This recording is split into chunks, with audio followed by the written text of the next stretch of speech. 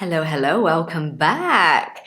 If you have a business and you're planning on using social media to promote your business, and you feel like you should be doing this in English because maybe you live abroad and you want to get clients that are from that specific place.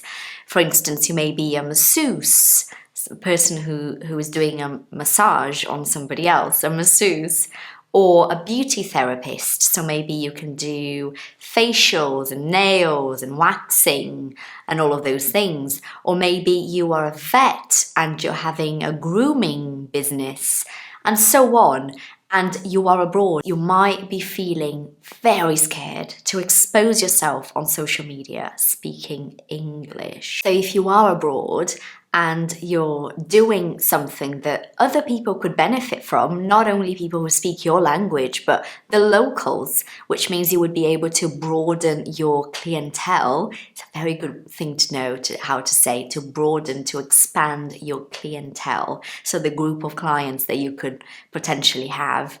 You ought to be doing this in English, really, because then Australians, if you are in Australia, Australians can find your page and they can realize they might need your service or your product. If you are in England, English people might realize they need your service or your product, and so on.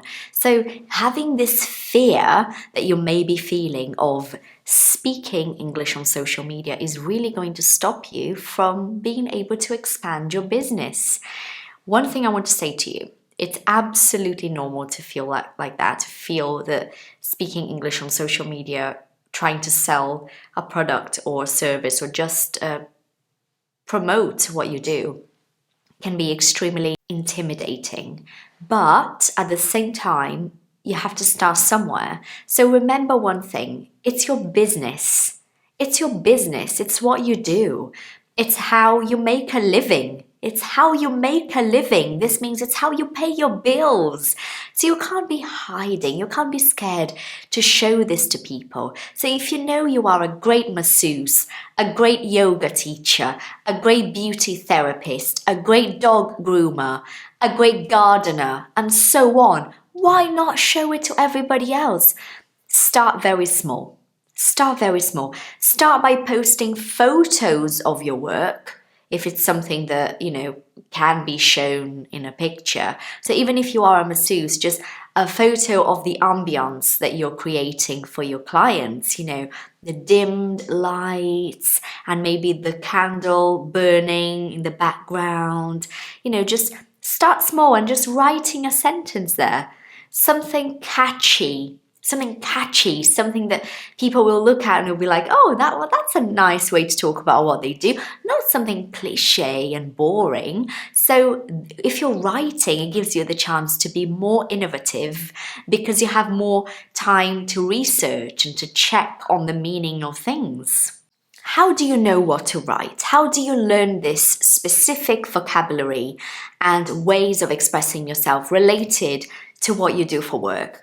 You read about this kind of thing, you watch videos about this kind of thing, just as if you were somebody trying to consume this kind of content. And that way you will learn the vocabulary and the ways people describe particular things. Like when I was talking about the room where a masseuse may work and the feeling of this room, so the lights, the candle, the music, all of those things creating the ambience that will be good. So how do you know this word? You know this word because you're reading about things, you're starting to broaden your knowledge.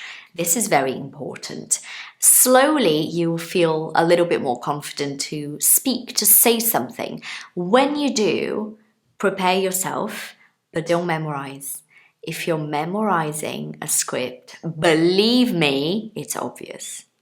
People can see that it's been memorized. It does not sound natural at all, which is probably the feeling you have when you get ads on Instagram. Like you follow that person and you know the way that person speaks, but in that particular ad, in that video, they sound different because they memorize a script and it doesn't sound natural. So don't memorize it. Familiarize yourself with what you want to say. Speak truthfully. Speak truthfully. If you are in that particular business, it's because you believe in it, don't you? You believe that getting a massage can be good for someone. You believe that having regular yoga lessons is important. You believe that eating healthily is great, and so someone who buys your special cakes because they are gluten-free and vegan and all of that will benefit from that. You believe in that, don't you? So you have to talk about it. You have to talk about it as someone who believes in what they're selling. Because if you don't believe in it, then maybe you shouldn't be doing it at all. Expect to make mistakes. So expect that you might be talking about something and you're going to get a bit lost and you might have to record yourself again. That's fine. So maybe until you build the confidence, you might want to avoid going live, because when you're live, things happen and then there's pressure and there's comments and you don't know what to expect. So that might make you feel a little bit uneasy. But prepare what you want to say. Go over that many times, say it to yourself before you switch on the camera, before you get your phone and you start recording. And when you do, expect mistakes. Don't be frustrated having to record the same thing 5 times. This may happen, but at the same time, don't think everything you do is bad. I don't look good. I don't sound good. The English sounds awful. Because then you're just putting yourself down and you're not going to feel ready to start exposing yourself in English. So start small, but start. Start with photos and captions that are, like I said, innovative and captivating and interesting. Start with that, but start nonetheless. And remember that unfortunately, other people sometimes feel bothered and, they feel uncomfortable with someone they know who is a Brazilian like themselves, or, if they are Portuguese, then the person's Portuguese as well. If they are Italian, the person is Italian as well. They share the same nationality. Then all of a sudden starts being on Instagram, speaking English. Some people might feel a little bit uncomfortable about that, and they might tell you it's not about you. It really is about them. They are uncomfortable. Let them deal with it. It's not your problem. You have nothing to do with that. So you keep doing it regardless of criticism you may receive, regardless of messages that put you down, regardless of negative feedback from people that matter to you, people who are important to you. You have to do it regardless. You have to do it regardless. Some people might make comments that make you feel stupid, like, oh, all of a sudden you're a blogger, look at you, Instagrammer. Whatever, you're using Instagram as a tool to promote your work, and there is absolutely nothing wrong with that. There is nothing to be ashamed of. So you go ahead and you do that. Now, when you post something, the next day, in terms of video, okay, so you post something where you're speaking, the next day, sit down and watch yourself calmly. Watch yourself and give yourself constructive feedback. What is constructive feedback? It's something that you can build on, something that you can improve, that is possible and doable. It's not like, oh, your face is awful, you have to be born again. That's not constructive.